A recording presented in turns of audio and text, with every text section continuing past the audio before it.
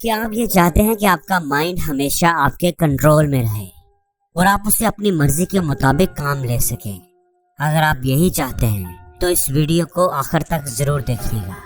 آج میں آپ کو ایک کہانی سناؤں گا۔ اس کہانی میں آپ کی زندگی سے جڑے ہوئے کچھ راز چھپے ہیں جو آپ کے بہت کام آئیں گے۔ آپ کو وہ طریقہ سمجھ آ جائے گا جس سے آپ کا دماغ آپ کے قابو میں آ جائے گا۔ کسی سلطنت پر ایک بادشاہ حکومت کرتا تھا۔ اسے گھوڑوں سے بہت پیار تھا۔ اس کے پاس 4 جنگلی گھوڑے تھے۔ بادشاہ کو گھوڑے بہت پسند تھے۔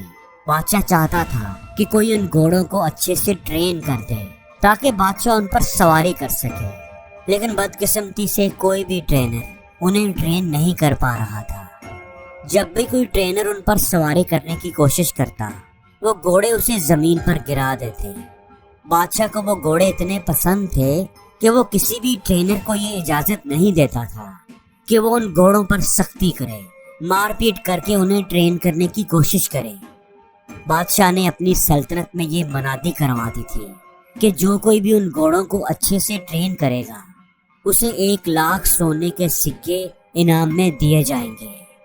اس انعام کے لالچ میں کئی لوگ آئے، لیکن گھوڑے سے گر کر اپنی ٹانگیں، اپنی ہڈیاں تڑوا بیٹھے۔ پھر ایک دن ایک نوجوان ٹرینر بادشاہ کے دربار میں آیا اور کہا کہ میں آپ کے گھوڑوں کو ٹرین کر سکتا ہوں، لیکن میری 2 شرطیں ہیں۔ بادشاہ تھوڑا حیران ہوا۔ خیر، اس نے پوچھا کہ بتاؤ کیا شرطیں ہیں تمہاری؟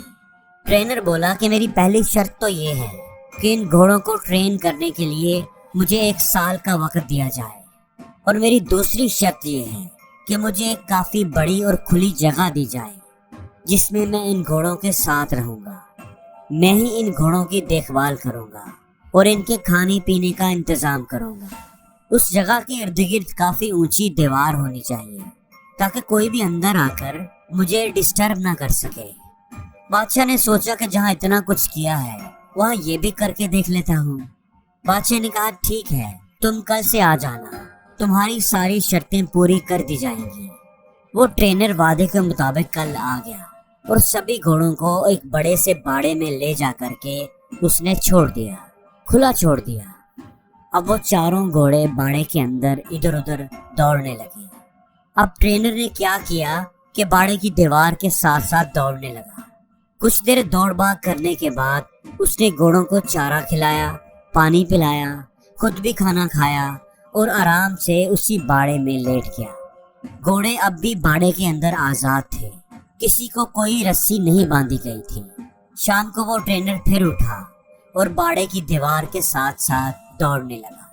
جب وہ دوڑتا تھا تو گھوڑے بھی ادھر ادھر بھاگتے تھے۔ جب شام ہوئی تو اس نے گھوڑوں کو کھانا کھلایا، پانی پلایا، خود بھی اپنا کھانا کھایا، گھوڑوں کو رسی سے باندھا اور خود بھی ان کے ساتھ ہی زمین پر چٹائی بچھا کر سو گیا۔ صبح ہوئی تو ٹرینر گھوڑوں کو کھول کر باڑے میں بھاگنے لگا۔ اب یہی اس کا روز کا معمول تھا۔ وہ ٹرینر دن بھر گھوڑوں کو کھلا رکھتا، انہیں کھانا کھلاتا، نہلاتا دھلاتا، ان سے پیار کرتا، ان سے کھیلتا اور شام کو انہی کے ساتھ سو جاتا۔ آہستہ آہستہ گھوڑوں کو یہ لگنے لگا تھا کہ یہ ٹرینر ان کا دوست ہے، کیونکہ جب سے وہ ٹرینر آیا تھا وہ 4 گھوڑے آزادی محسوس کرنے لگے تھے۔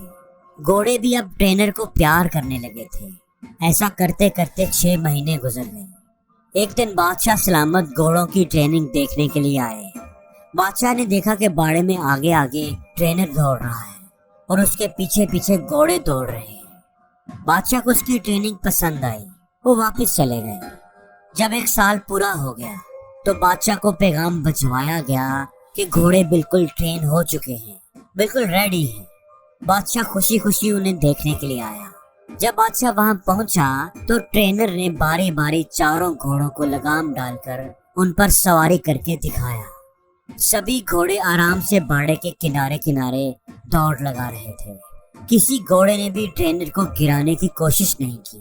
بادشاہ نے پوچھا کہ یہ تم نے کیسے کیا؟ ایسا تو کوئی بھی نہیں کر سکا، تم نے یہ خاص کام کیسے کیا؟ ٹرینر نے کہا کہ پہلے میں ان کے ساتھ رہ کر، ان کو آزادی دے کر ان کا دوست بن گیا، میں نے ان کا اعتماد حاصل کیا، پھر میں ان کے ساتھ دوڑتا تھا تو یہ بھی میرے ساتھ ساتھ دوڑتے تھے، پھر آہستہ آہستہ میں نے ان کی پیٹھ پر काठी रखने की कोशिश की। शुरू में ये इसे गिरा देते थे, फिर आहिस्ता आहिस्ता ये सीट को लेकर दौड़ने लगे। फिर मैं इनकी कमर पर बैठता था जब ये खड़े रहते थे। कुछ देर बैठता था और फिर उतर जाता था। जब घोड़े मुझे पीठ पर बिठाने लगे तो फिर मैं उनकी पीठ पर बैठकर उनको दौड़ाने लगा। अब नतीजा आपके सामने है। बादशाह ये जानकर बहुत खुश हुआ। उसने उसे सोने के सिक्के भी दिए और उसे हमेशा के लिए उन घोड़ों की देखभाल के लिए नौकरी पर भी रख लिया। दोस्तों, अब ये तो एक कहानी थी जो आपको जरूर पसंद आई होगी, लेकिन हमें तो ये देखना है कि हमें इस कहानी से क्या सीख मिलती है, क्या सबक मिलता है। ये कहानी हमें क्या सबक देती है?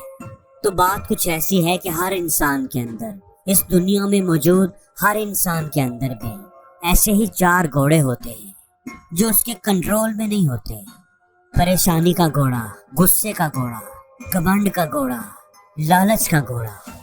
और कहानी में जो ट्रेनर है वो है आपका दिमाग, आपकी अकल, आपकी समझदारी। आपको अपनी अकल से उन 4 घोड़ों को ट्रेन करना चाहिए ताकि ये 4 चीजें, 4 घोड़े आपके कंट्रोल में रह सके। लेकिन इसके लिए आपको उनसे दोस्ती करनी होगी, यानी पहले उनको अच्छी तरह समझना होगा और फिर उन पर लगाम लगानी होगी। और ये सब सब्र से, आहिस्ता आहिस्ता ही होगा। जोर जबरदस्ती से और एक ही दिन में ये कंट्रोल नहीं होंगे। जैसे अगर हम सबसे पहले बात करेंगे परेशानी की, ओवर थिंकिंग की, तो परेशान होना किसी मसले का हल नहीं है, बल्कि अगर आपकी जिंदगी में कोई प्रॉब्लम आ गई है तो उसे ठंडे दिमाग से समझने की कोशिश करनी चाहिए, उस पर तसल्ली से गौर व फिक्र करना चाहिए, फिर ही आपको उस मसले का हल मिलेगा। वरना परेशान होते रहने से कुछ भी नहीं होगा। दूसरे नंबर पर है गुस्से का घोड़ा। गुस्सा करने से किसी दूसरे का नुकसान हो या ना हो, पर अपना नुकसान जरूर होता है। कुछ बातों पर, कुछ चीजों पर तो गुस्सा आ ही जाता है।